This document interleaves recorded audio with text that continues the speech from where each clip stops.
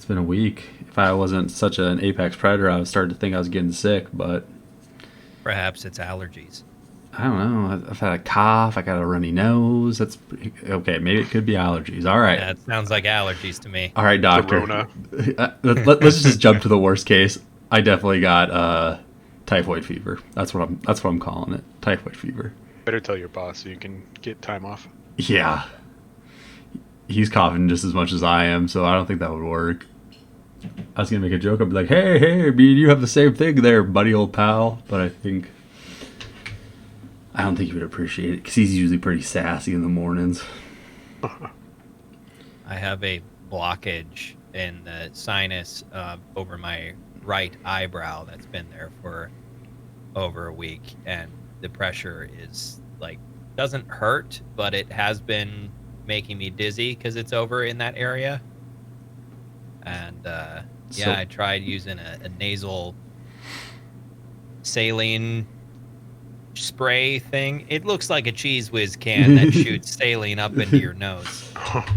That's unpleasant as shit. I've never used a neti pot before, and I don't care for that at all. So what you're saying is you need me to drive over there with a hand drill and fix it. Yes, I need you to do some trepanning on my head. I mean, that's all trepanning, I think. But, yes, come over here with a drill into my skull. I'm not a doctor, but I think I could I bet you I could stumble my way through it. There you go. Are you done with your pizza? Oh, what the my sound alerts are off. It's probably a good thing, actually. Yeah, that's probably. Oh, it's because I'm not on the live scene. I was on the starting soon scene. It would be funny if in the middle of it we can do somebody hit the Titanic flute. This is why I can't have nice things. Let's test with an Owen Wilson. Wow. Okay, yeah. Let's do that. Red leather, yellow leather. Is that the one? Was that what the kids say? Is that a vocal warm up? Yeah, that's one of them. I don't know. I never do vocal warm ups. I'm always ready to go. Holy shit! The man, the myth, the legend is already ready to go. But I think I'm ready to go. Are you ready to go there, Gavin? Are you done with your pizza? Yeah, I'm ready. All right. This is episode 1 of the Take the Shot cast. We are discussing the Master Chief Collection, part 1. We will be covering the first 3 in this, but welcome to our very first episode. As I said, the name is Take the Shot podcast, a podcast named after an inside joke where we talk about video games and hopefully get around to explaining the joke. I am Matt Huffman, aka Hugh_Gaming. I'm joined by my good friends, Kale. Hello. And Gavin. Hello. This week we will begin our deep dive into Halo, the Master Chief Collection. We recently played through the entire suite on my Twitch channel, twitch.tv/Hugh_Gaming. This is just where I'm just going to keep plugging myself 1,000 times probably is what. It's your rodeo. And make sure to hit that follow button. But after we played through the entire suite, I think it's safe to say we have some thoughts, some opinions maybe. We will be covering the games in order of their release, which was the order in which we played them on the stream. So that starts with Halo Combat Evolved, Halo 2, Halo 3, and that will be our part 1. So part 2 will be followed by Halo 3 ODST, Halo Reach, and Halo 4.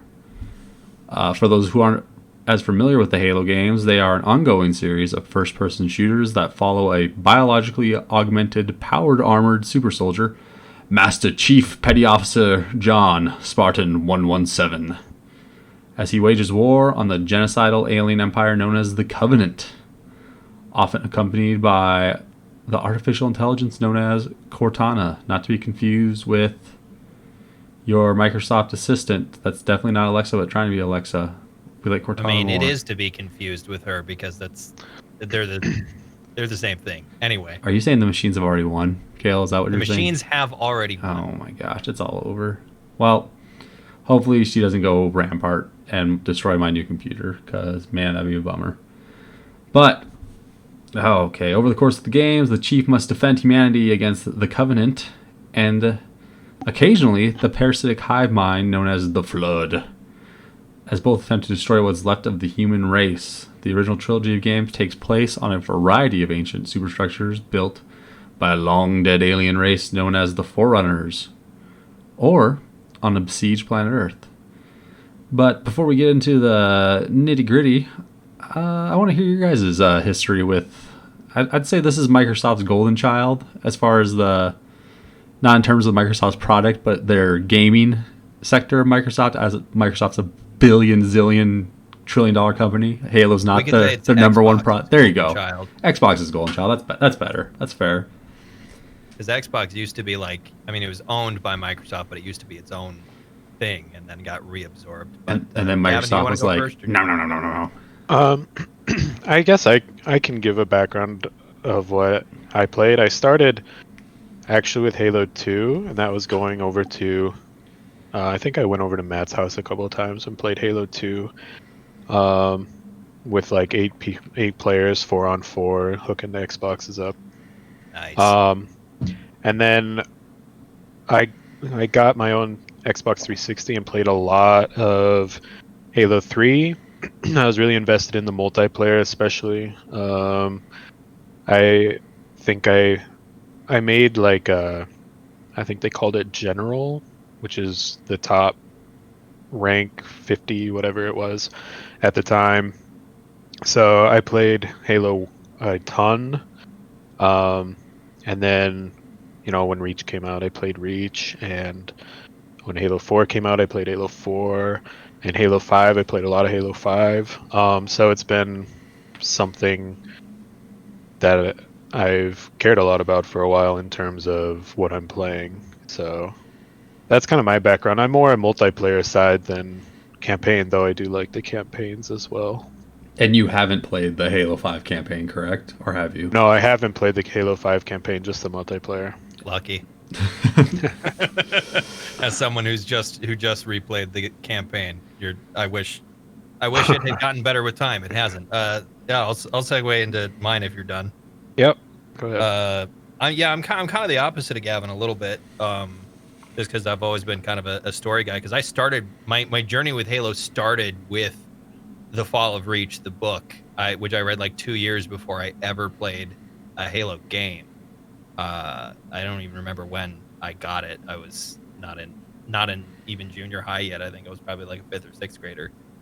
And I read the books that were out at the time, which I think was maybe just the first 3. That was Fall of Reach, The Flood, First Strike, and Ghosts of Onyx. Maybe it was out at the time. I can't remember if I read it, but I got Halo 1 on PC on my parents' just old dinosaur of a computer, and it ran horribly, but I played it a lot.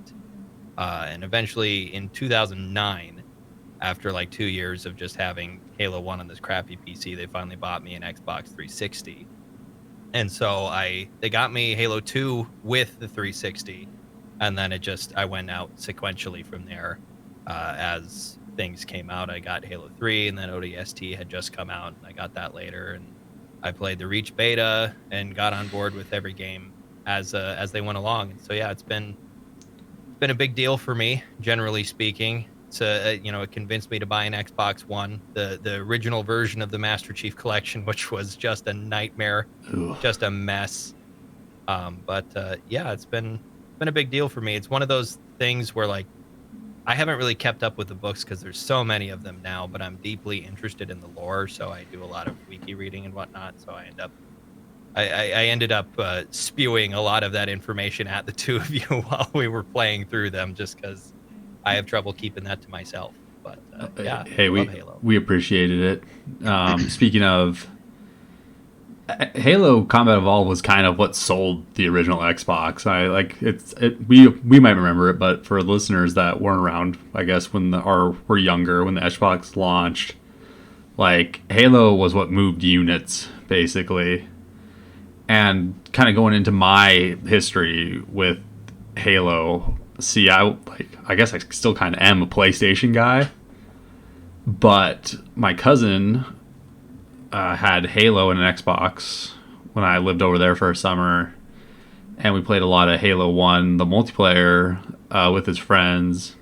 And I was like, hey, maybe I want to play the story of this. And then we played through it together, like I think on normal first. And then he's like, I can carry you through Legendary. And I don't claim to be an expert first-person shooter or anything, but yeah, we got through Legendary when I was, the year, I must have been 13 probably. We got through Halo Legendary. And then I was hooked at that point, but still not hooked enough to buy an Xbox. I still was buying my own systems. So when I got back, I was Knights of the Old Republic. Yeah, Knights of the Old Republic will maybe buy an Xbox. I saved up enough and bought Knights of the Old Republic, and then after I finished Knights of the Old Republic, it was around that time that Halo 2 was coming out, and like Gavin said, we all got hyped for Halo 2, and we system linked a bunch of TVs together. We always had a bunch of friends over at my house. We were always playing Halo 2, and it was a party at the house. You know, bless my parents for dealing with all the teenagers screaming and playing Halo with cords and TVs and Xboxes strung all over the house. But then I kind of fell off the Halo. I joined the military 2009-ish. And I think I just played a little of the Halo 3 multiplayer. I didn't have my own Xbox 360. So I didn't mess with Halo until we did it for the stream. So it has its nostalgia with me, but I had not played the campaign for 3. I played just maybe a couple matches of the multiplayer, like when I was home on leave or something. But I'd never played ODST, Reach, or 4. So it kind of, I had the rose tinted glasses for 2, which we'll talk about, but I like 2 was the one I played the most. Like I played Halo 1 at my cousin's. I thought it was cool, but I was more into role playing games and PlayStation at the time. But I think we can go ahead and segue right into the first one. So Halo Combat Evolved, simply known as Halo. It was released as a launch game for Microsoft's Xbox video game console on November 15th, 2001. So I don't know how comfortable you guys are with dating yourself, but I was 11 when that happened. So I was 5. Okay, yeah. Yeah, I was 9. So. Young Kale, the podcast, the lore master, the youngest. It's just a wee lad. I think it's an interesting note about the first one is that like people, so much of what Halo would later be built on is like the multiplayer aspect, and it would become like a big MLG thing. But Halo 1 didn't ship with online multiplayer. Nope. There was no Xbox Live at the time. That didn't become a thing till 2003, I think. And at that point, I want to better fact check myself right away. The PC version of Halo launched in 2003. That sounds right to me. Yeah. From what I remember. Yep. Microsoft released versions of the game for Windows, Mac OS X in 2003. Yeah. Also, in development, it was originally developed as a Mac exclusive title before Microsoft bought Bungie. Yep. And Apple and Microsoft still have bad blood today because of that transaction. That's the only reason. Yeah, they scooped it up. Everybody's talking about the Epic Store and the Microsoft and the Apple. The Epic Store and the Apple ongoing lawsuit right now. The date is the 29th of April in the year of 2021 for those listening. It's the 30th, Matt. It's the 30th? Shit. It's the 30th. It's the 30th. I was close. It was one day off. The year's 2021. So that should tell you enough for why we get the dates wrong. Yeah, exactly. It's 2021. But so you want me to start my story summary here? Or? I think that would be I think you could take it away with the story summary. All right, so yeah, we played through all of the campaigns, and sporadically we played multiplayer while we were waiting for usually Gavin to join. But mostly this was us going through the campaign. So I wrote up a little summary for those of you who've never played and probably never will. Otherwise, this will contain some spoilers for games that are in the collection. The newest one came out in 2012, so what are you doing? Yeah, So exactly. starting with Halo 1, it's the year 2552. For 27 years, the UNSC has been fighting a losing war against the Covenant. In the aftermath of the most devastating battle of the war so far, survivors aboard the ship the Pillar of Autumn made a random jump away from the planet and stumble across a massive and ancient ring-shaped megastructure of unknown origin. Pursued by the Covenant, they crash land on the object later identified as Halo, which was built by a long-dead race known as Forerunners, which I'm not sure if they're ever name-checked in the first game, the Forerunners. I can't remember.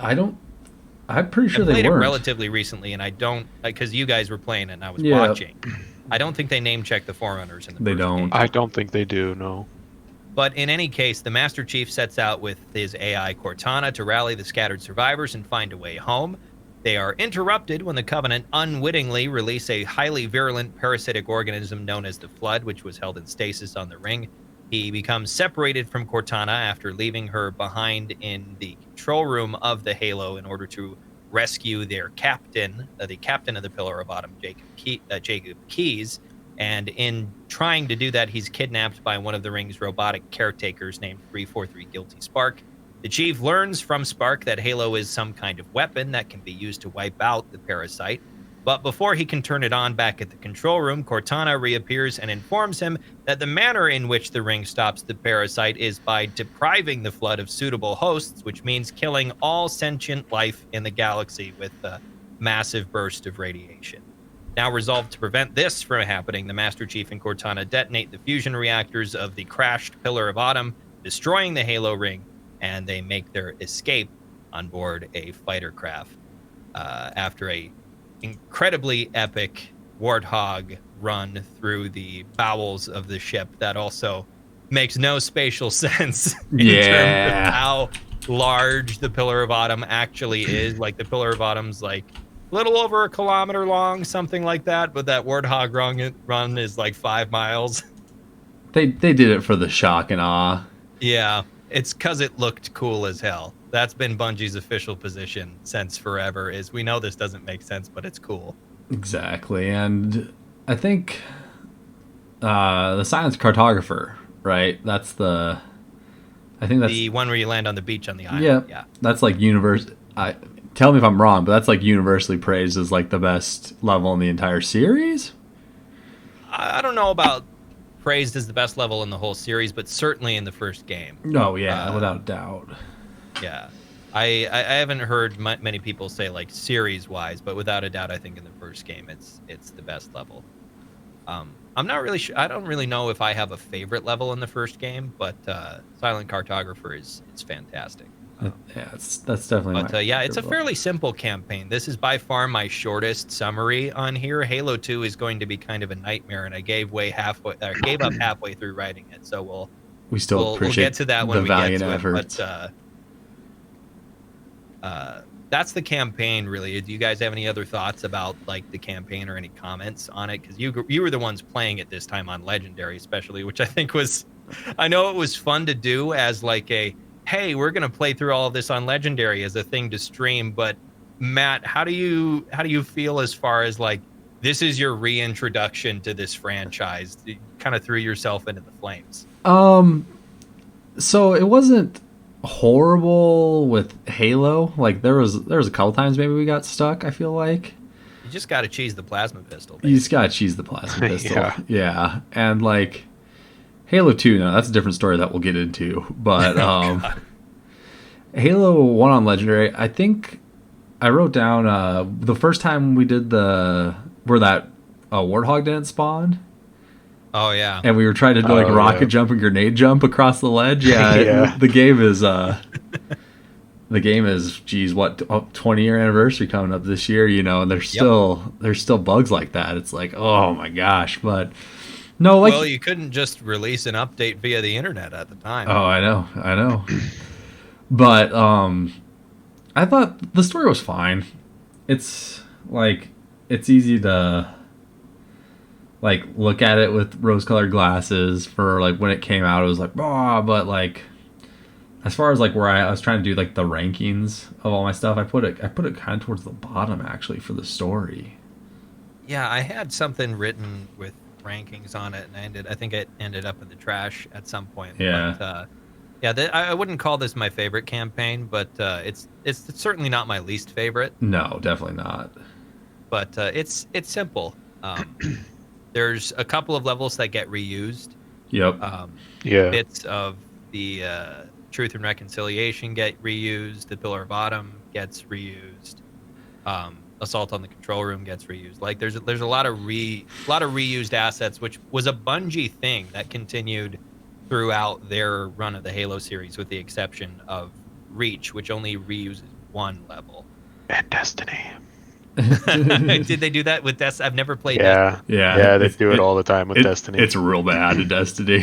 But Well, and like Destiny's kind of a different beast, just because it's a continuing, ongoing, live service sort of game. But Yeah. I can understand that a bit more than the campaign.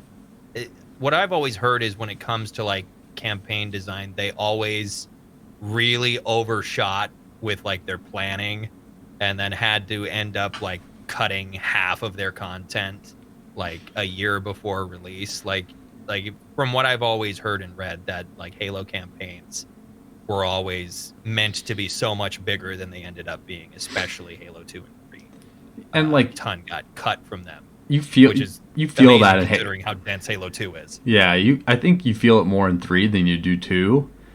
But I think this one like it kind of glosses over because it's the first one, you're not like, okay, that was like a good intro, type of deal to the things.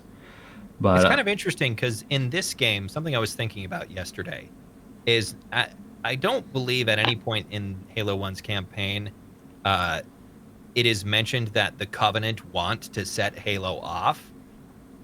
Cortana just mentions that the Covenant consider it to be a holy object to their religion, but it's never mentioned why it's holy to them or what they want to do with it. Like the Covenant wasn't really explored at the time as anything other than monsters for you to fight. yeah, if you don't read the books, and I don't like Gavin, I don't know if you've read the books or not.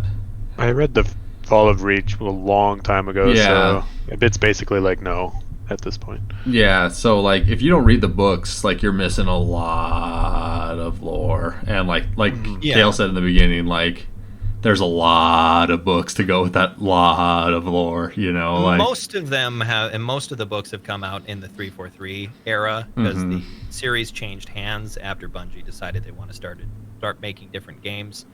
But and to Bungie's credit, generally speaking, you don't need to read any of the books to understand what's happening in the game. no.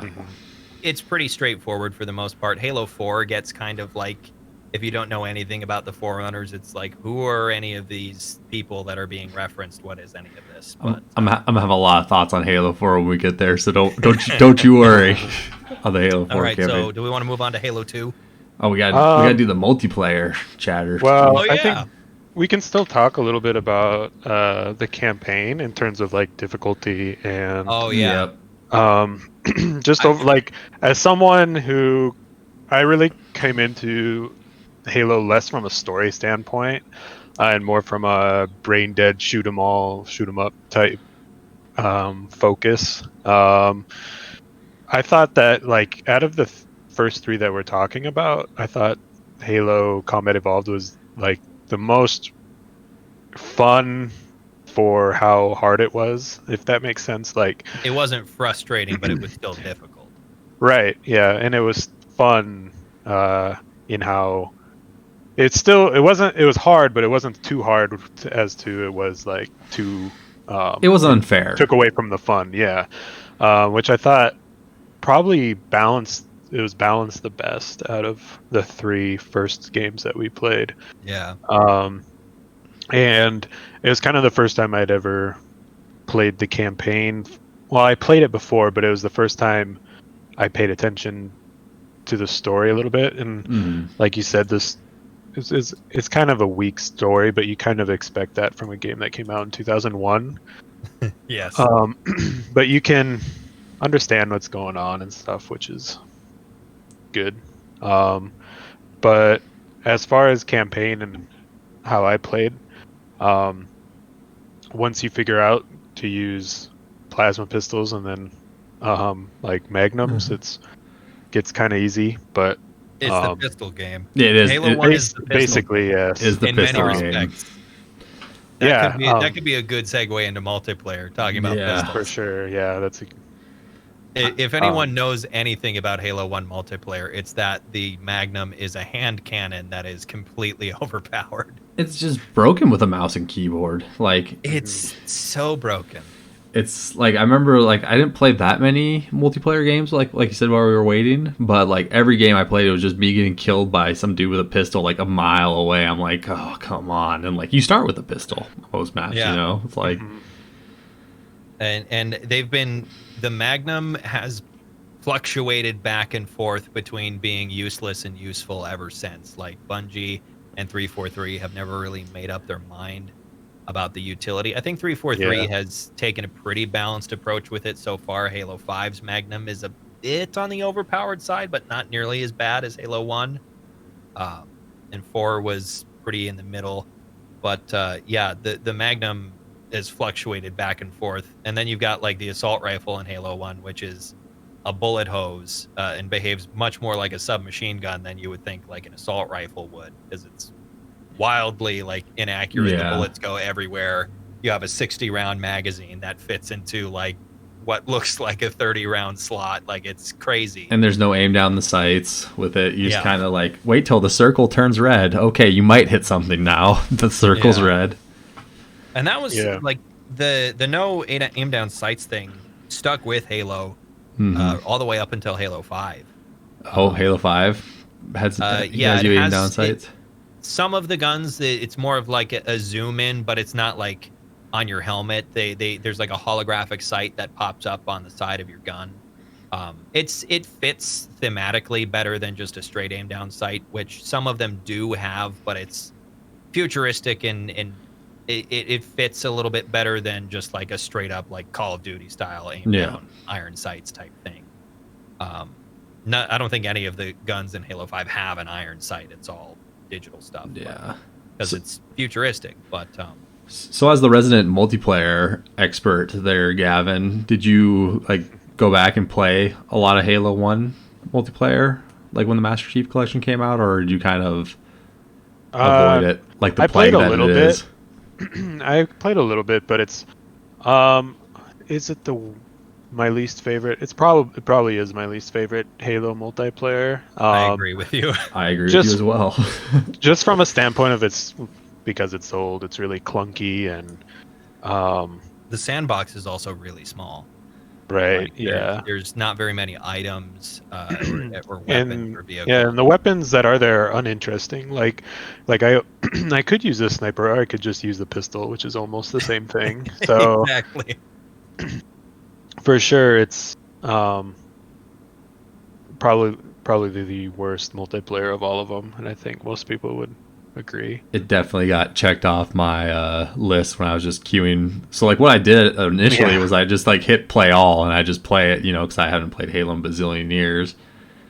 But like after like playing like 3 or 4 games on the Halo one, I'm like, yeah, this one's coming off the list like yesterday. Like it's just like you And- said, it didn't age well. Like the campaign's Yeah. fine, the campaign's great, and with like the graphical tune-ups, it looks good, and like It doesn't look that good though. And, No. and even that being said, the remaster at this point is a decade old. But like yep.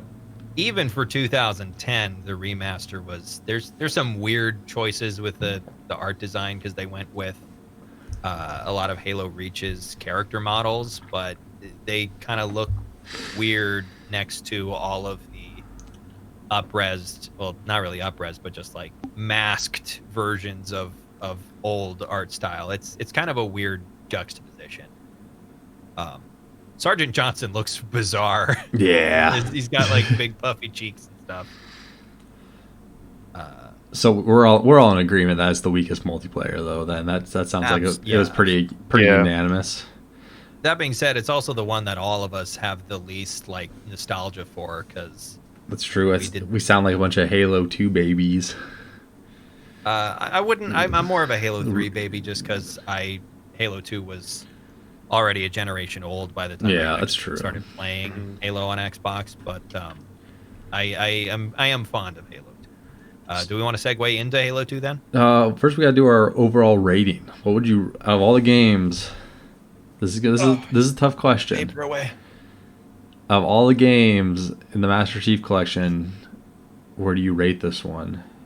And I can just start with my hot take. Are you guys ready for it? What? It is number 6. It is the one I enjoyed the least. Oh wow.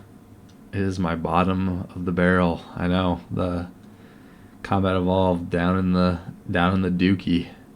I can't remember what I put down, but I think it was pretty low for me. I'm gonna have to rewrite my rankings list here. I can go then. Yeah, it's definitely the last one for me too. Oh, maybe it wasn't a hot take. Yeah. I said that in terms of difficulty, like, I think it hits a really good mark, but it's still really uninteresting combat. Yep. So And that's why it's ranked lowest for me. You made the excellent point with like the weapons being uninteresting. I didn't really even like think about it till then, but like if you're not using the pistol, you're kind of doing it wrong, basically. Yeah. Except for when the Flood really show up and you get the shotgun. Like, this is the strongest iteration of the shotgun, at least of all the ones I played. For sure. Yeah. Yeah. 4 and 5 shotgun is pretty good, but none of them come anywhere close to Halo 1. Because Halo 1's shotgun functions kind of like a real shotgun. Yeah. Which has Weird killing power beyond 5 feet in front of your face. I quickly rewrote my rankings. I think this is what I had as well. I put this one as my last. Yeah. See, it's not a hot take at all. My hot take is now a cold take. Yeah. Thank you, guys. Thank you. For me, like, these are all fairly close together. There's none of them that I dislike wholly. Because Halo 5's not on this list as far as campaign. I did like an overall ranking, then I did a story ranking, and as far as story goes, it's number 4. So there's 2 below it as far as the story. Yeah, I just kind of have an overall. I haven't really split them up, but yeah, no, it's fine. Do you guys want to take a break, or do you want to power through?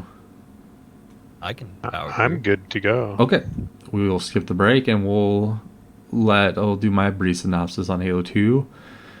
Halo 2 was released in 2004 for the original Xbox after the success of Combat Evolved. Halo 2 features a new game engine, added weapons and vehicles with new multiplayer maps and functionality. Halo 2 introduced the battle rifle, which is the most magnificent weapon of any video game ever, according to the scriptwriter. Yes. Now, who is that scriptwriter? That was definitely me. Yep. The game. I don't know who that could have been. Yeah, I don't know. It's weird. It's on my script, so clearly I wrote it. The game shipped with global multiplayer matchmaking via Microsoft Xbox Live service, which exploded the franchise in the first-person shooter genre in popularity. In the campaign, the player again assumes the role of the human Master Chief, but also a Covenant elite branded as the Arbiter. And now we turn to the lore master himself, Kale. Yeah. So, by the way, elites, they're one of the types of alien. They have their own name, which is Sangheili. That's not said aloud in a game until Halo 4 or 5. I think it was 5 because I haven't heard it. Background thing, and I don't think they even say it in any of the first 3 or 4 books as well. I think that was introduced maybe in Contact Harvest, which came out around Halo 3 time. But yeah, there are different. The Covenant is made up of like different castes that are each like different species of alien. Poor little grunts on the bottom. Yep, it's not a homogenous empire of like one race of aliens. There's a whole bunch of different kinds. What if they just absorbed humans into the Covenant? There's a reason for that, which I could explain at some point here. I think I know the reason. It's because we're better than them.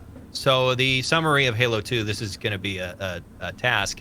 After the destruction of the Halo Ring, the Master Chief, Cortana, and a handful of other survivors, including Sergeant Major Avery Jr. Johnson, the greatest character ever, returned to Earth. There he is.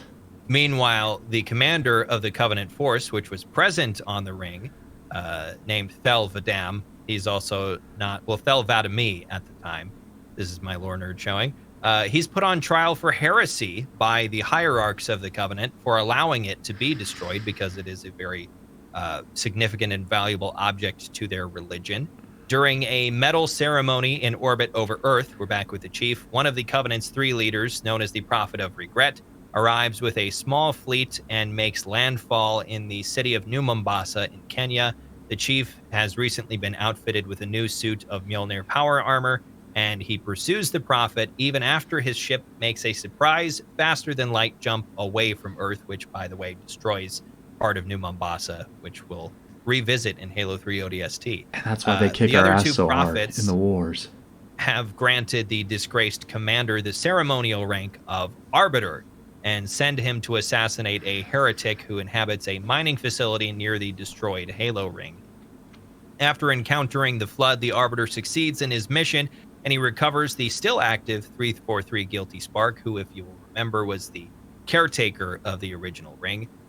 Back with the Master Chief, he and his companions arrived at a new, intact Halo Ring and quickly set about the task of killing the Prophet of Regret to prevent him from activating it. And it was at this point I realized how dense the campaign was, and so I got real informal with my writing. But I'll summarize here. The Chief succeeds at killing the Prophet of Regret.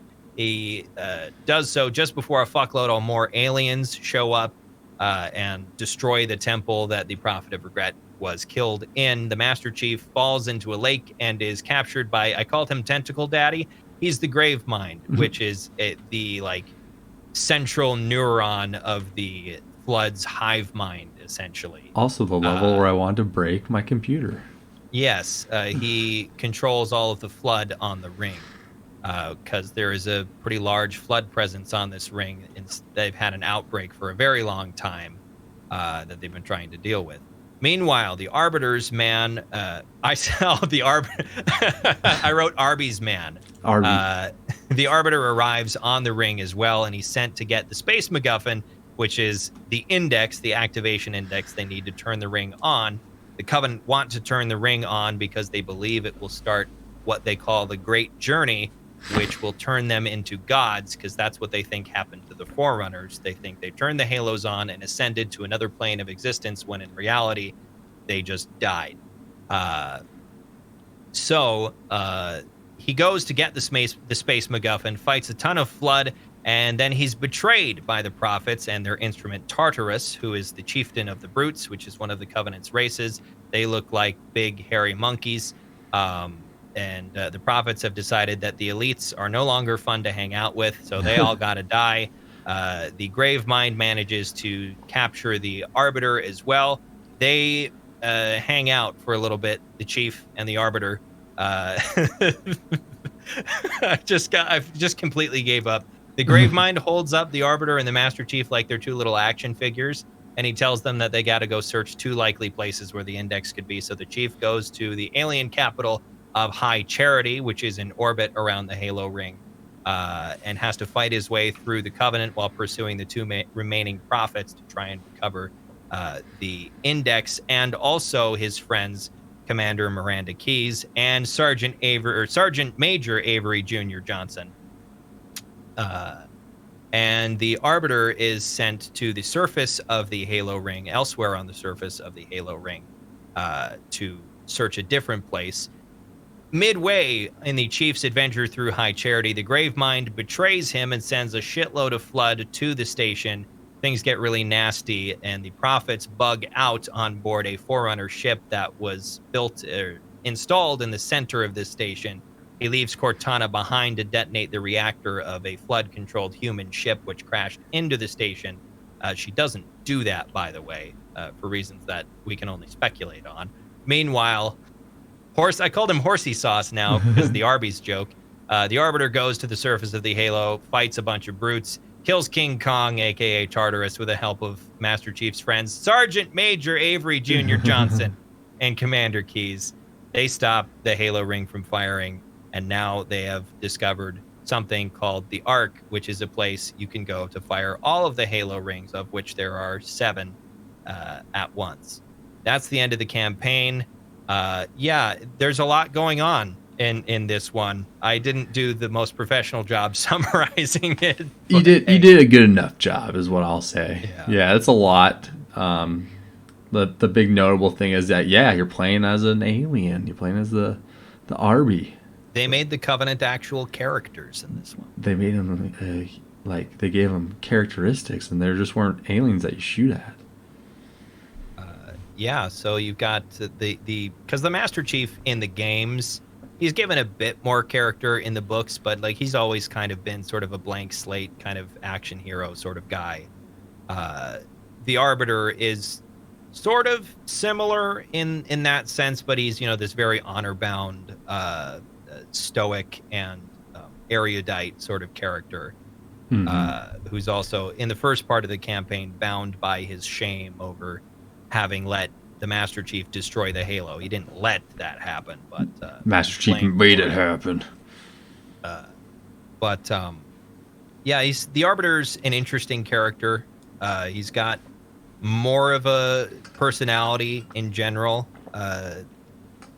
in this game, but also going forward, his appearances in different books and whatnot establish him as having more of a personality. Just because Master Chief, as being a cyborg, biologically augmented soldier trained from the age of 6 and brainwashed, he's a killing machine basically. They've 343's taken some efforts to deconstruct that as the series has gone on, but it hasn't been too heavily constructed. Other thoughts about the campaign, so I can stop talking for a bit? It's really annoyingly hard. Yes. Yeah, I'm glad that I only had to watch you guys play. Holy shit.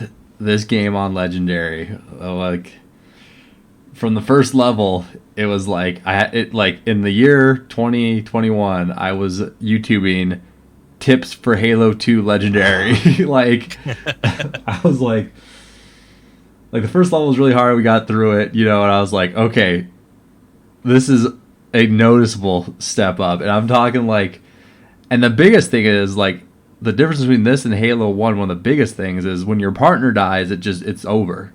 You couldn't like run away and get out of combat. Yeah. And that's like the big thing that took a little bit to get used to. And it's the only time they do it in the entire series. Yeah, it's the only one. Literally the only game that they do it in. It's like, why? Would you be willing to revisit Halo 2's campaign on a more reasonable difficulty? Like playing it by yourself? If I played it by myself, I'd have to play it on like normal.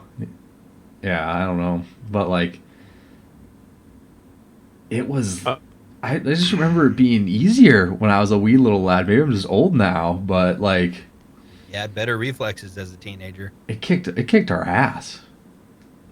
Yeah, I think like the most difficult thing is just finding weapons to be able to kill things before they kill you in half a second.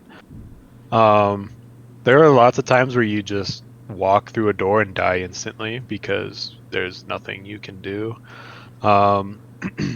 Multiple areas where there's just no good weapons. Like if they gave you a battle rifle throughout that whole campaign, they're just like, here's a battle rifle with unlimited ammo. It would still be hard, but it would be manageable at least. But like when you're searching for like scraps of a plasma rifle, yeah, like a plasma pistol with like 40 in the battery. Yeah, and then like trying to just scrap together something to kill an elite is it's really difficult when you die so fast, and it's like unnecessarily difficult, and it kind of took a lot of fun out of it for me personally. Like there was a point when we were doing the regret boss battle where I was like, holy fuck, I don't know if I can play through the rest of the series. Like I was getting so mad, like playing that. And like I said, I'm not an expert at first person shooters, but holy shit. Well, and this is one of the only Halo campaigns. I think it is the only Halo campaign. Nope, Halo 5 has bosses. But like Halo 2 and Halo 5 are the only ones that have boss characters. Like there are enemy types that kind of fulfill that role in other games. You have scarabs in Halo 3 or hunters, depending upon what difficulty you're playing on, kind of act as sort of a mini boss. But like, yeah, they introduced boss fights in this one. There's only the two though. It's only I forgot about the heretic. You've got the Covenant heretic, that you kill as the Arbiter. You've got the Prophet of Regret, who's on a hover chair that shoots, the Hunter's assault beam at you. And then just pukes elites. That's what that. Yep. It's just like There's elites all over the place. And then you have Tartarus at the very end of the campaign with his gigantic gravity hammer and a shield that makes him completely invulnerable until Sergeant Major Avery Jr. Johnson takes the shot with a beam rifle. The name call. Mm-hmm. And we didn't really struggle that much with the first boss with the heretic, but we got hard stuck on the Prophet Regret. How many elites do you think you killed in that sitting? Like you probably. I had to have killed over 300 elites while we were doing that. It was a nightmare. Like, yeah, I should really have downloaded that Twitch, but it was just like, I feel like it was like just an hour of us like wiping on him. It was like us playing. I think it was an hour. I think it felt like playing an MMO, just like throwing our heads against it, and like. The of course the big meme being the jackal snipers too. You'll just be walking out and you just get domed and you're dead. There's no counter, like reset, like, and you kind of had to die a bunch of times to see where they're at. Yeah. And then once you see where you're at, you can game the game and kill them that way. Which I don't like. To me, like that doesn't feel like good design to me. Like it's not fun for a first person shooter where like the mechanics don't support you having to constantly die and reload a checkpoint. You've got stuff like Dark Souls where you're supposed to die all the time. That's how you learn how to play the game. But like you have the bonfire system. There's all sorts of mechanics built around dying that make it not so incredibly frustrating versus in a first person shooter having to die constantly and rehear the same voice clip over and over and over again, especially if it's a really annoying voice clip, is so frustrating. Like dying over and over again in first-person shooters is almost never fun. Halo 2 did some interesting things, though. They added dual wielding. That was more of a... It looks cool, but it's one of those things where I feel like it never really has... the utility of it never really makes it worth it. It was all about noob comboing people in multiplayer. That might be. We'll save that. Like I guess you could noob combo with the Halo 2's Magnum and like dual wield that way because you can still get headshots, but the Magnum in Halo 2 is weak as hell. Yeah, it's a meme. Like it fires way faster, but it like is a pea shooter. It feels like you're shooting a 9mm compared to the other one. Yeah, it's a just pew pew pew. Like it might as well just make a pew pew noise. It's not great. People usually noob combo with single plasma pistol, swap to the battle rifle. I've never been good at that. I've never been good at anything in Halo really, but I've never been good with that in general. Did you want to explain more, Gavin, about the greatest weapon to ever be introduced to any first-person shooter ever? That I wrote on my script. Well, I do think that the battle rifle, while that is like a bit of a hyperbolic statement, it's like I think it probably inspired a lot of weapons over a lot of games and how the different weapons are balanced, because there's like a literal night and day difference between having a battle rifle, especially in the campaign, and not having one. Yep. Yeah. And a lot of it is it's just way more fun to have a battle rifle because you feel like you're actually doing something to enemies. And you can, it takes into account actual mechanics, like gaming mechanics, hitting shots, shooting heads. There's some skill to it.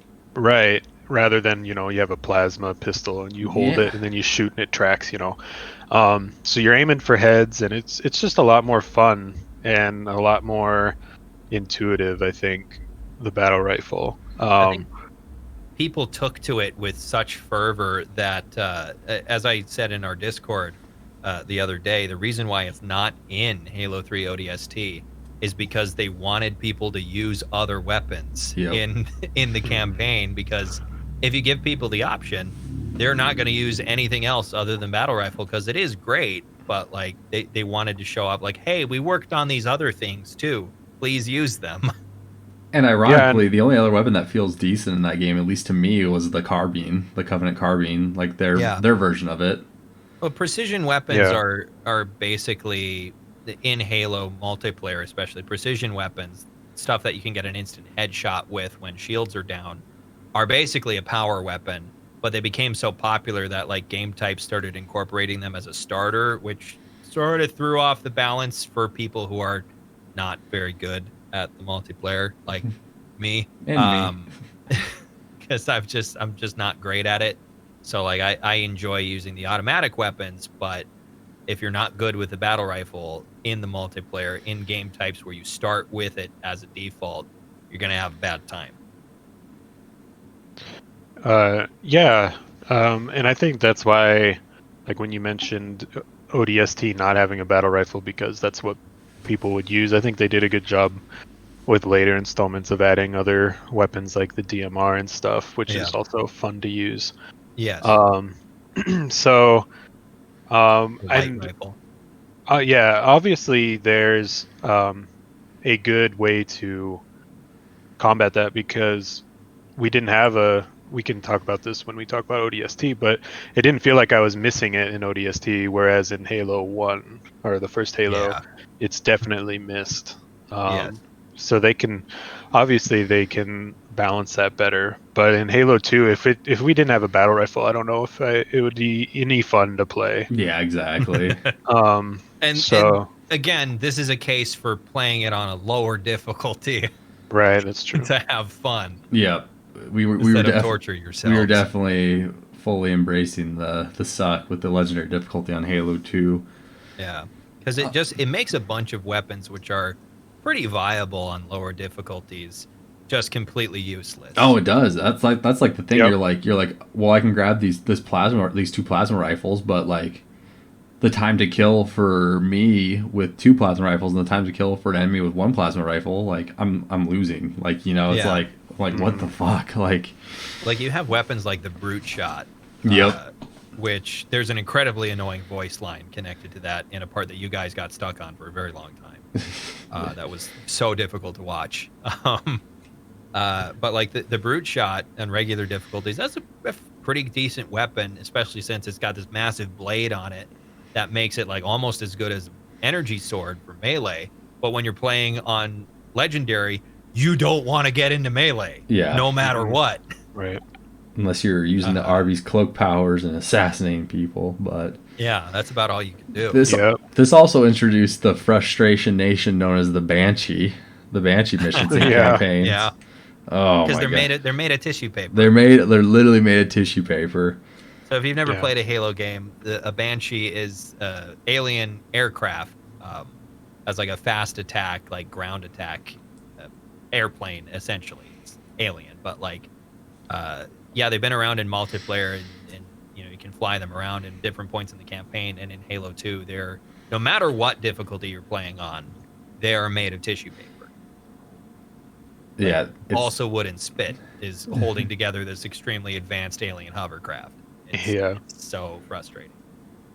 But it only seems like ours are made of that, Yeah. whereas at least in Legendary, there's one part in particular that was it's a huge grind. I had to go and do we spent probably over an hour doing it, and I had to leave and do a chore and come back, and basically we had to cheese it.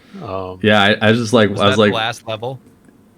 It's Or it's the you one were no going for it's the or was one this the heretic one? I think it might have been it was kind of it was like when you start and you're like escorting Johnson with the tank. That's the last level. Yeah, because Gavin went AFK and I just what if I just flew past everything and got to this point, and I flew past everything and got to the point and it gave us a checkpoint, and I was like, I think we just passed it, and we basically had to cheese it. That's how people Basically, do any kind of speed run in Halo especially in Halo 2 on Legendary, is just finding ways to completely skip encounters. Yeah, it's like we spend an hour throwing our heads against it because you're fighting a bunch of Banshees, you're fighting the Spectres. Yep. And you're fighting people on turrets, and there's no way your fucking Banshee survives all that shit. Even like Well, with us especially since memorizing it, basically.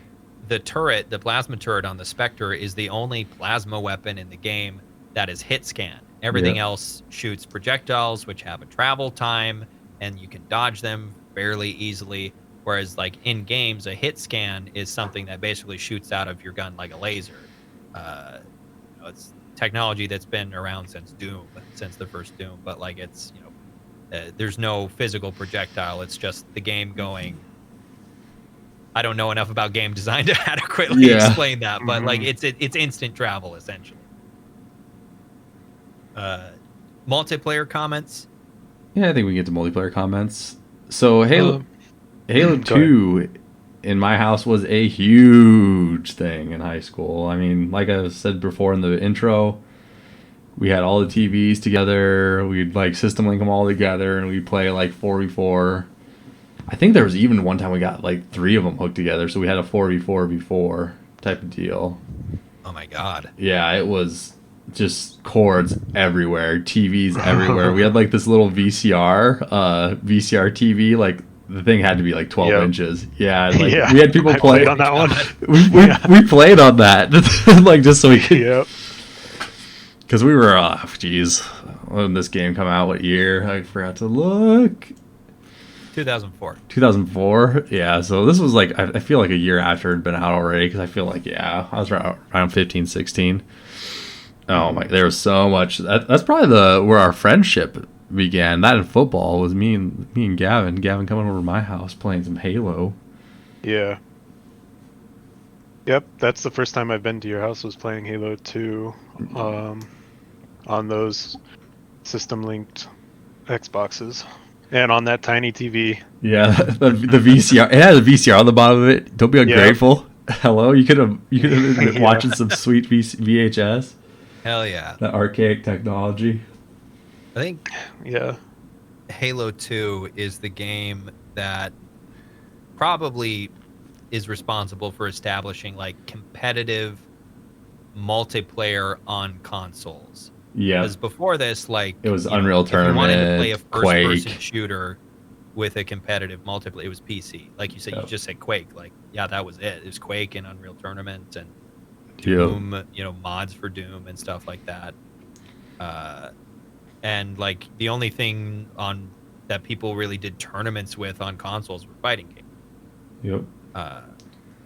But like first-person shooters were around on consoles, but it wasn't like a competitive multiplayer thing. And then Halo 2 came out, and suddenly, there were MLG tournaments with Halo 2, and Halo became a staple of MLG for a very long time.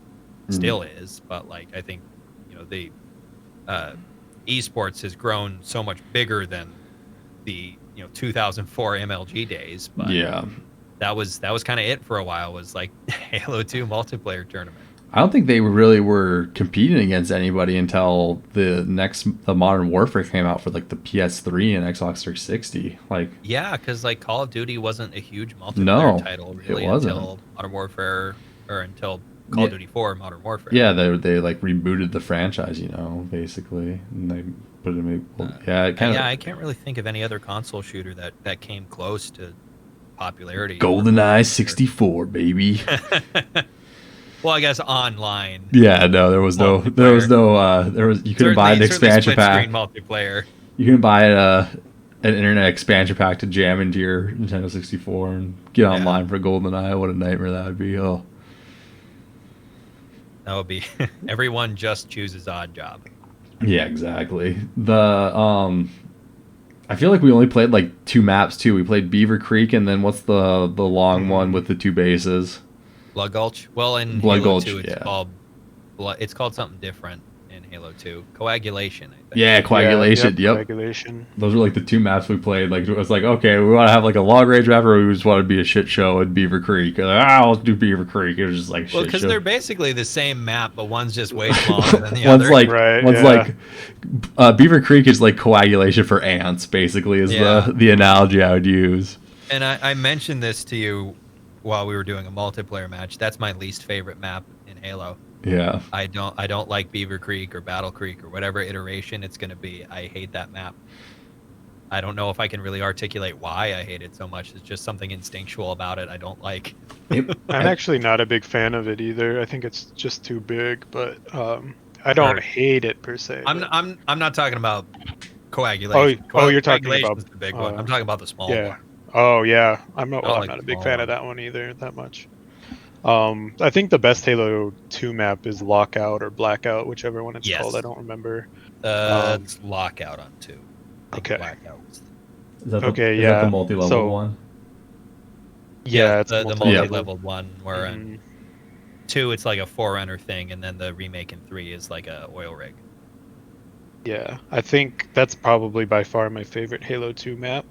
I just honestly like the maps in Halo 2 and Halo 3 are pretty good for the most part, I think. A lot of them are very iconic. Yeah. And I think there's like a reason for that. And I know Halo 3 brought a couple maps from 2, like, well, I guess N1, like Coagulation Yeah. and Beaver Creek. Well, 3 didn't have a Blood Gulch equivalent, but it did have Valhalla, which was inspired. Valhalla, yes. But It did actually have a Coagulation equivalent, or remake, but it was like much later on in one of the, like, it's like a couple years after the fact. They just released a map for Halo 3 multiplayer this year, so Did Yeah, they? 343's been yeah. releasing new stuff because they can. Yeah, that's cool. The I don't know. I think the best part of the multiplayer for that, like when we were doing the system link, is everybody knew where everything was. So you had all these tiny little skirmishes because everybody knew where the rocket launcher was. Everybody knew where everything was going to spawn. So you always you were guaranteed there'd be like tiny little skirmishes, Yep. and like everybody kind of knew what to do. And then there's like the DMG combo, and then there's like the noob combo, and like I don't know. Yeah. A lot of That's- good memories with Halo 2 multiplayer. And that's like a key part of Halo multiplayer and why like Halo 2 has always been held up as the gold standard of what Halo multiplayer should be is that like map memorization and map control and like getting power weapons, which eventually became not a thing in other kinds of multiplayer. You look at Call of Duty where you can just spawn with a rocket Yep, launcher. loadouts. There are no You loadouts. have loadouts, and they tried doing that with sort of halfways with Halo Reach and leaning Yeah. a lot harder into it with Halo 4, and people didn't really care for that so much. So 5 brought back the traditional, like, okay, the sniper rifle spawns here, the rocket launcher spawns here. People are going to go for those when they think it's going to spawn, and that's going to create fights. And you can strategize around like knowing where this corner is and knowing head height, aim at head height at that corner and wait for somebody to come around it. Like it becomes like a chess match, basically. Yep. If you're good enough at it, or if you're like me, you just kind of run around like a chicken with your head cut off and die a whole bunch. But Did you have fun while you do it. Did you do any competitive online with this, Gavin, or that was more Halo 3? That was more Halo 3. Yeah. No, I didn't have an Xbox growing up, so We're a PlayStation the only time family. I played it was at your house, basically. So Alright. our other friends, but Yeah. Let's get into our overall rating. I'm not gonna go first this time because my hot take turned into a cold take, so someone else has to go first. I have this at number 4. God, really? I mean, there are things about it that, and again, these are all very close in rankings. None of these are ones that I dislike. It's to the point where it's hard for me to make rankings for them because I like all of them so much. Oh, I was mad because it's my number 4 as well. I wasn't mad that you put it okay. that low or something like that. No, I was mad because it's my number 4. well, guess what? It's my number 4 as well. Oh my gosh! Come on, we Great can't. minds, great minds. Yeah. Yeah. So I think that like a lot of people, like you said earlier, Matt, is that people have rose-colored glasses when it comes to Halo 2. But just the fact that it was so difficult, unnecessarily difficult, and the multiplayer isn't as great as maybe people might remember it, in my opinion. It's got to be number 4 for me. Yeah. Um, I think Halo 2's multiplayer was a really great base for other things to iterate on. yeah, for sure. All right. Moving on. Moving on. I think you guys need a break, or are we good to go? We good to finish her off. I could go on. All right. Let's To it. going into Halo 3, premiering in 2007. Halo 3 was the first new Halo game released on the Xbox 360. Halo 3 introduced equipment abilities like the bubble shield, gravity lift, and others, and also delivered new game modes, Forge mode and Theater mode, which are both immensely popular to this day in other Halo games. Forge mode gives a player the ability to create new maps, new game modes, new game types, and modify abilities, armor, weapons, and more. This had a huge impact on the future development of games as well as the shelf life of each installment. In Halo's 3 campaign, the player plays again as the Chief, surprise, who is now accompanied by the Arbiter throughout the game. Co-op players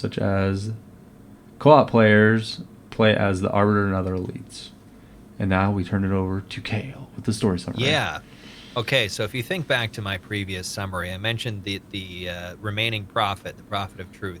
He left High Charity, the Covenant capital city, on a big Forerunner ship, leaving everybody else behind in the dust because he's an asshole. So that ship traveled to Earth, and once it arrives at Earth, Master Chief jumps out of it and crash lands in the Kenyan countryside, and he reunites with his best bro, Sergeant Major Avery Jr. Johnson, and he's also now meeting up with the officially allied Arbiter and his elites, who have decided to ally with humanity against the rest of the Covenant who betrayed them. The group of them fights off Brute-led Covenant forces and returns to the Crow's Nest, which is a hidden UNSC base in the jungle. I haven't explained the UNSC. That's the military force that you're fighting as the humans. Stands for United Nations Space Command. It's the military of the UEG, the United Earth Government. Anyway, there's a base in the jungle near Mount Kilimanjaro. They prepare to strike against the last remaining prophet sitting in his ship in the center of a gigantic excavated Forerunner artifact on Earth. While they are preparing, the Crow's Nest is attacked in force, and the humans enable the base's self-destruct and evacuate. They regroup in the town of Voy on the edge of the crater around the gigantic Forerunner artifact. The remnants of the UNSC Navy engage the Prophet's ship, which sits in the center, and the Prophet activates the artifact, which the humans had believed up until that point was the Ark. It was not. It was, in fact, a portal to the Ark, and the Covenant leave through it. Immediately after this happens, a flood-infected Covenant ship, which had been near the previous Halo ring that we had visited in Halo 2, escaped the quarantine zone around that ring and crashes into the Earth nearby. Elites allied to the Arbiter arrive in their ships and start sterilizing the area because the flood is extremely, extremely virulent infection that you need to stop at all costs. While they journey into the ship that crashed, and the Master Chief and Arbiter recover a message that Cortana had planted aboard the ship, because she's, again, still on High Charity, warning that the Gravemind intends to send more flood to Earth, and that she has a solution to that problem through the portal at the Ark. Master Chief, the Arbiter, his elites, Commander Keyes, Sergeant Major Johnson, and 343 Guilty Spark fly through the portal. They arrive at the Ark, a Forerunner installation that absolutely dwarfs any of the other Halos by a country mile, and sits far beyond the edge of the Milky Way galaxy.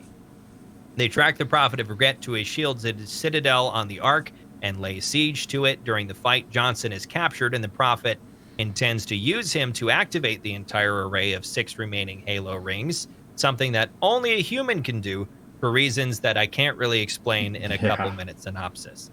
With the surprise help of the newly arrived via High Charity Flood, Arby and the Chief kill the Prophet of Truth and deactivate the array.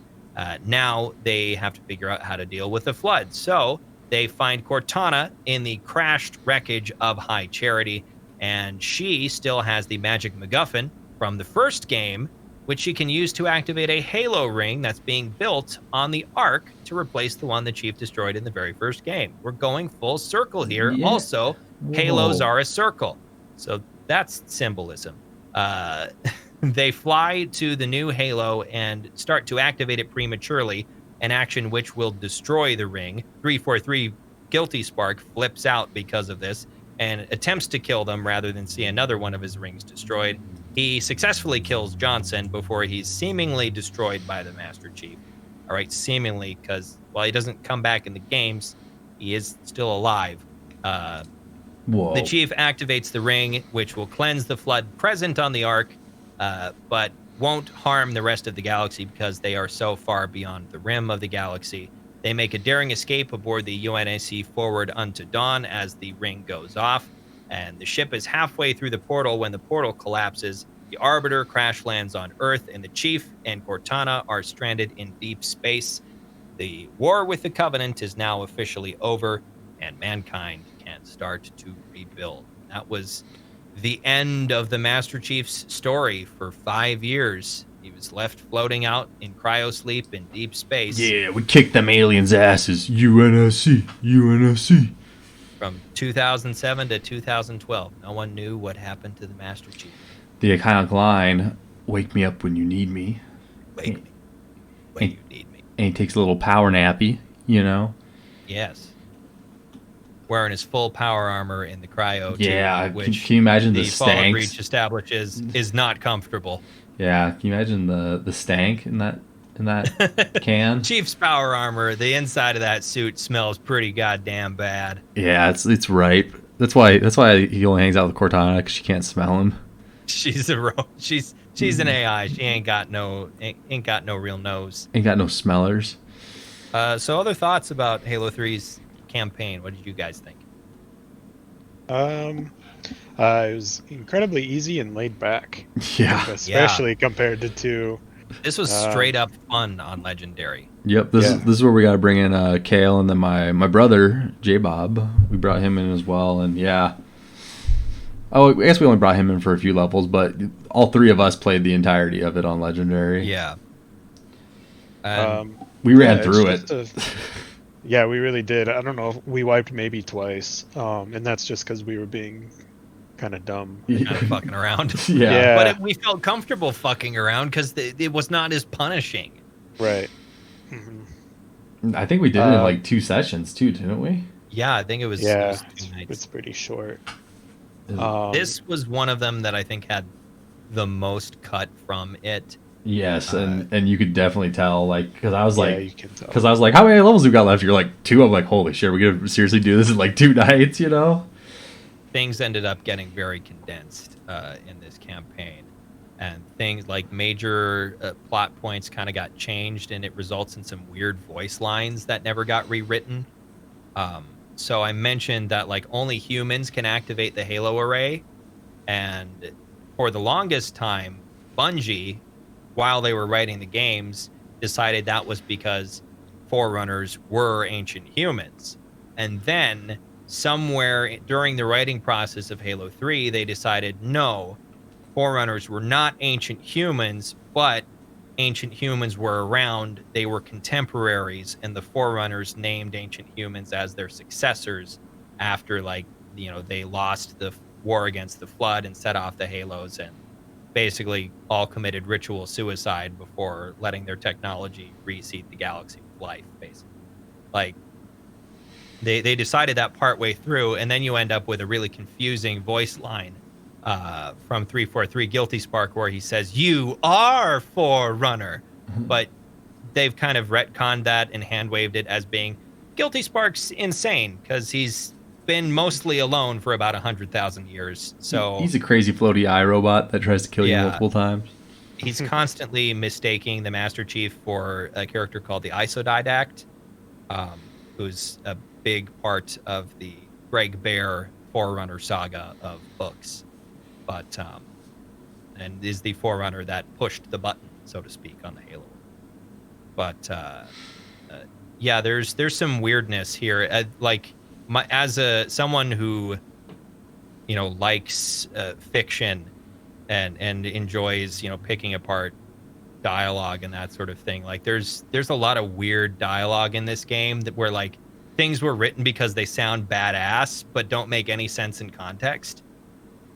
Like when Commander Keyes is like walking up the stairs and they're like, "Where the men are asking for a rally point? Where should they go?" And she goes, "To war." And it's like, okay, Yeah, but I actually remember. though, I remember us beaming on that. Yeah, it's like, but seriously, where do you want us to go?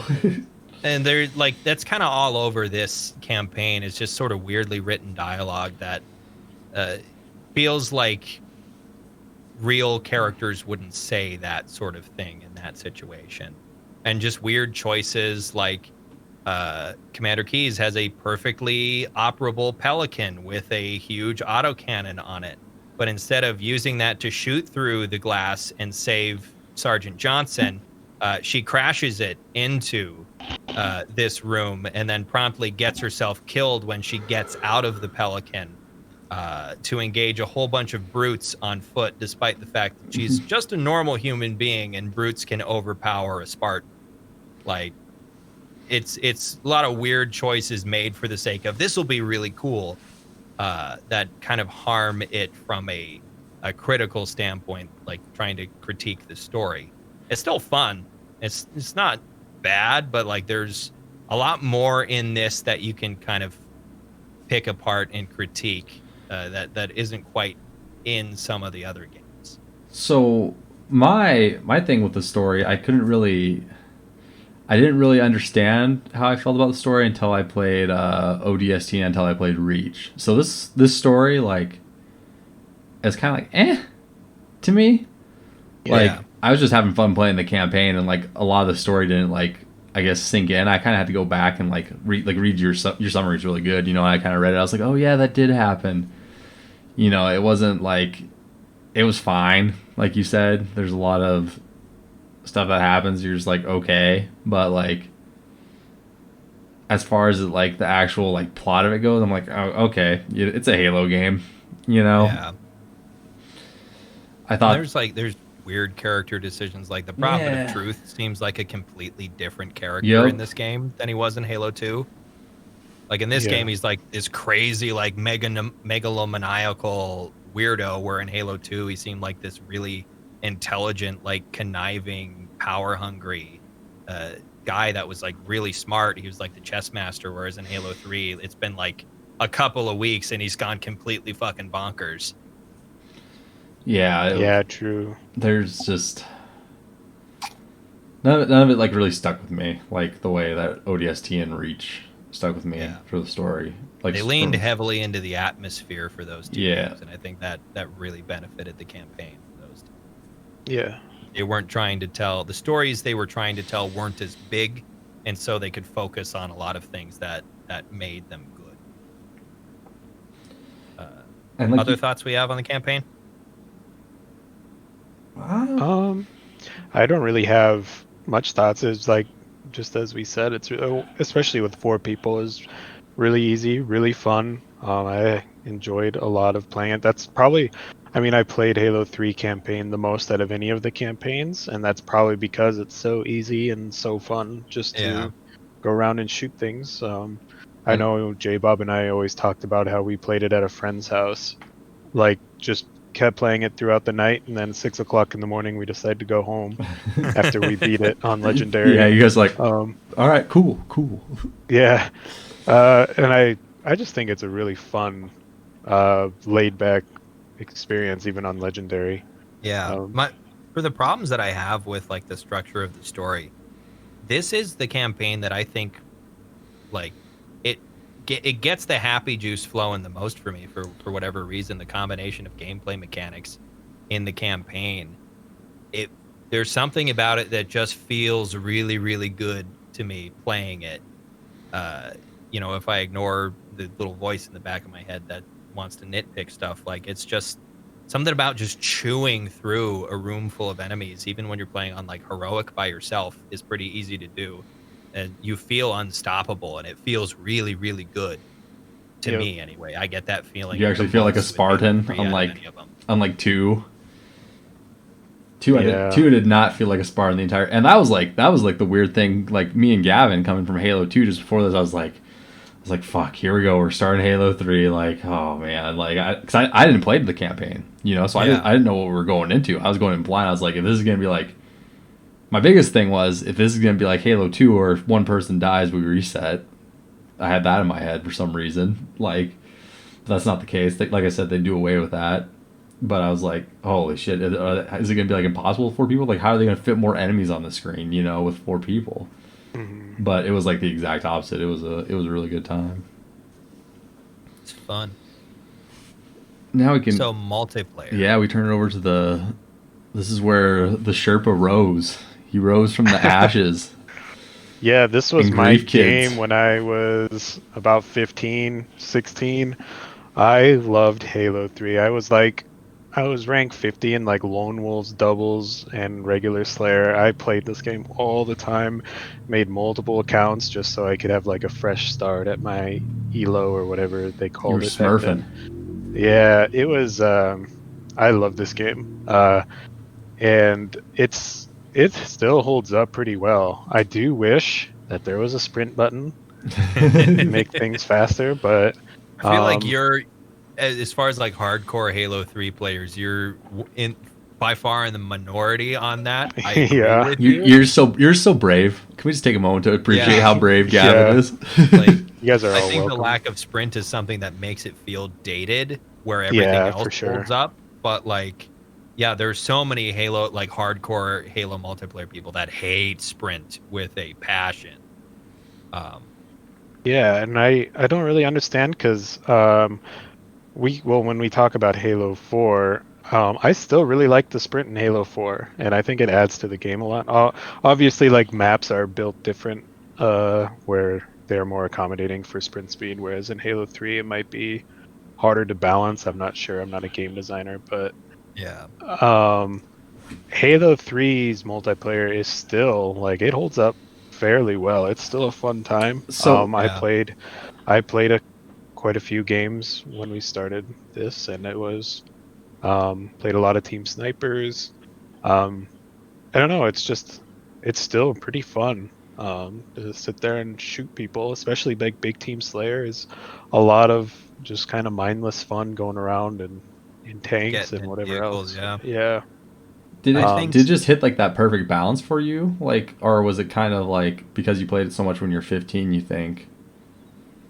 I think nostalgia plays a little bit of a role, but I still think it's fun. Yeah. I would rather play like Halo 5 multiplayer is the best multiplayer from any Halo in my Yeah. opinion.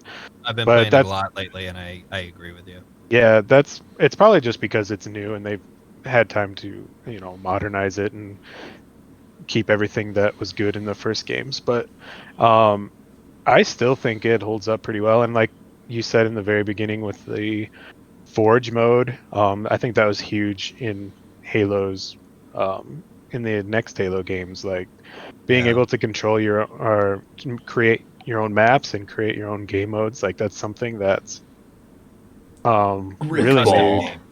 Yeah, Custom games became huge. There's Yep. a custom games browser now in Halo 5 where like you can play game types that people made up, and like Yeah. Well, that I don't was think- like when I first was playing multiplayer on the stream. I just hit play all, and it was like grip ball. I'm like, the fuck is a grip ball? And it's just Yeah. people running with Yep. hammers and started out as swords. a I was joke like, on Red versus Blue, and it became an official game type incorporated into matchmaking playlists to this day. Yeah. Where everybody's got hammers and swords, and you just beat the shit out of each other over this bomb. Yeah, I think like as far as multiplayer mechanics go, everything that Halo 2 does, Halo 3 does better. yep. Everything's Yep. everything's tighter. But then they also added in the equipment system, which is like adds a whole nother tactical element to the gameplay, like where you have stuff with the bubble shield. Like if people are closing into to close quarters with the bubble shield, you can throw that down, and now like they can't shoot through a doorway and they have to come at you. And if you have like a short range weapon like a shotgun, that means they have to get within kill range of that shotgun in order to get any kill. And like there's all kinds of different elements that adds, which is why I'm really glad that they're bringing it back in some capacity for Halo Infinite. Like the way equipment works is meant to evoke Halo 3. And I'm interested to see like how that ends up coming back. But yeah, I for me, I'm very much with you, Gavin. We're like, this is the multiplayer that, other than Halo 5, feels the most fun to me. It feels the best to play. Yeah. Matt, any multiplayer thoughts? I don't think I've played enough Halo 3 multiplayer to give a coherent opinion, is what I will say. It felt better than Halo 2 multiplayer, but I also played a fuckload of Halo 2 multiplayer, so I don't know if I could probably weigh the balance. I guess I'd have to go back and play more Halo 3 multiplayer, but yeah, I don't think I could give a professional opinion on the multiplayer side of it. But let's get into our overall rating. Gavin, you gotta go first this time. Where'd you put it? Overall, it's number 2 for me, actually. Just because it's fun. The campaign is fun, and the multiplayer still holds up pretty well. So I think for me, it's number 2 out of the ones we played. Okay, what about you, Kale? This is where like I started weighing, the attachment I have to certain campaigns a little bit heavier. And again, these are certain things where, depending upon how I'm thinking about it on a particular day, maybe it would change places. I put it as number 3. But my number 1, I'll just spoil it, is ODST. But ODST doesn't have a multiplayer component, so that's kind of like it's 3 might as well be my number 2 spot, because ODST is missing a whole like half of the core part of Halo. I guess that you do have matchmaking for firefight and stuff, but that's not competitive. Right. So Halo 3 was actually my number 3 as well. Okay.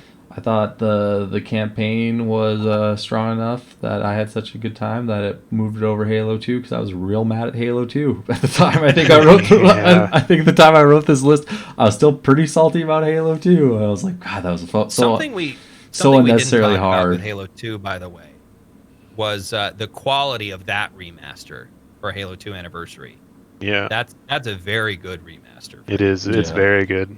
It looks gorgeous. All the new sound effects are great.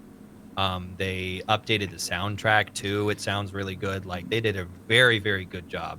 But does it sound as good as the Halo 4 battle rifle? Oh God! Don't talk about that abomination. All right. I think that's kind of it for the original Bungie Master Chief trilogy. Yeah. Do you guys got any closing remarks? Anything you want to? Seems mean a lot to me. Yeah, Halo is definitely like my first plunge into gaming in general. So, especially Halo 3. So they're near and dear to me as well, especially Halo 3, and that's maybe why I rank it higher than others. I'm also might have to rearrange my list a little bit, because I think I ranked Halo 2 a little higher than I should have. So we'll again, I cannot recommend enough that you guys replay it on your own or together. Go play through a baby difficulty. More difficulty. Like put it on normal. Put it on easy. Heroic even is.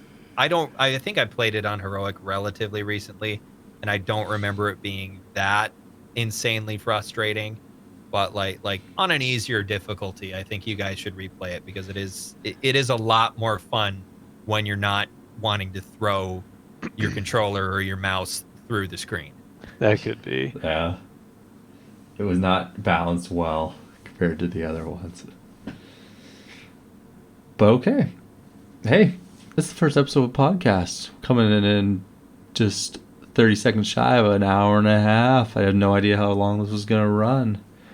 But this will be a bi-weekly podcast, meaning we'll be taking next week off. We'll be doing a little Family Friday over on twitch.tv/Hugh_gaming. I don't know what we're playing yet, but we'll play something in the continued quest to get me removed from that platform. But do you guys want to plug anything? Anything you're doing? Yeah, sure. I'll talk about my podcast. I host a podcast called Bronze Medalist. The word bronze and then METALIST,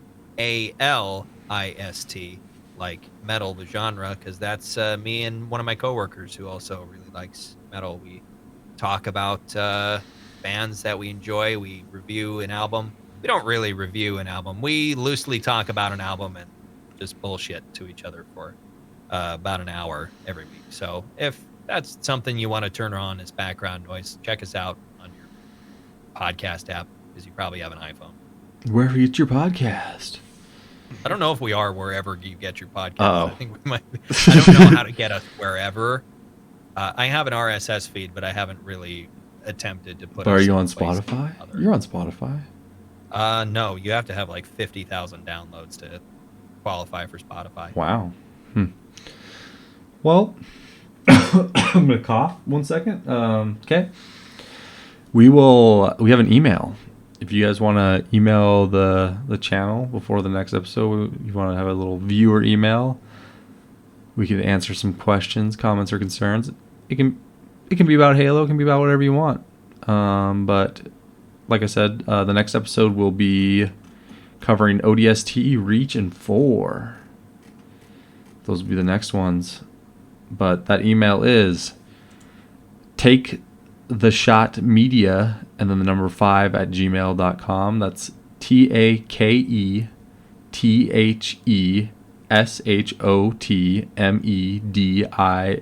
and the number 5 at gmail.com. And I'll post that when I upload this to YouTube. I'll put the bronze medalist down there. I'll put the email down there. And I think that's where we're going to wrap it up. If I had some cool outro music, I would play it right now, but alas. We can do our best rendition of the Halo theme. Ready? 3, 2, 1. Oh.